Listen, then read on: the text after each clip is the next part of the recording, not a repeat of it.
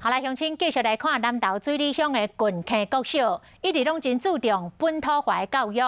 所以当地上安社区特别向家庭教育中心争取经费，来举办着葡萄相关产业的课程，要让学生更加了解为什么因的家乡水里乡所种的葡萄会这么好食。甲水里乡生产的葡萄放伫罐仔内底，搁加砂糖。郡坑国小学生动手，上安社区的时代伫边注意过程，敢有正确。伫指导老师的带领，要来进行上尾上重要的一个定时。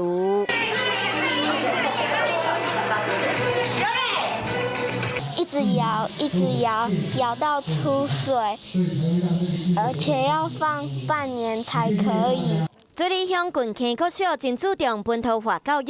学生要了解家己大庄头，甚至规个乡汉村的重要产业。上安社区结合家庭教育中心的资源，举办这个葡萄罗 DIY 学习课程。俊恩国小在我们传统的农业村庄里，一直思考着说如何将农业加值，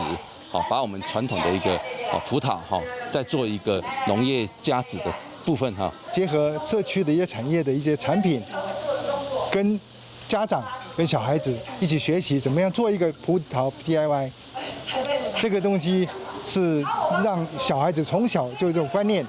让我们社区的产业跟我们的家庭这个结合在一起。拄真好的葡萄路，还扛半年才会使拍开来试滋味。这是郡坑国小学生第一摆做葡萄的加工产品，大家拢真期待未来阁有相关的学习课程，会使进一步了解在地的葡萄产业。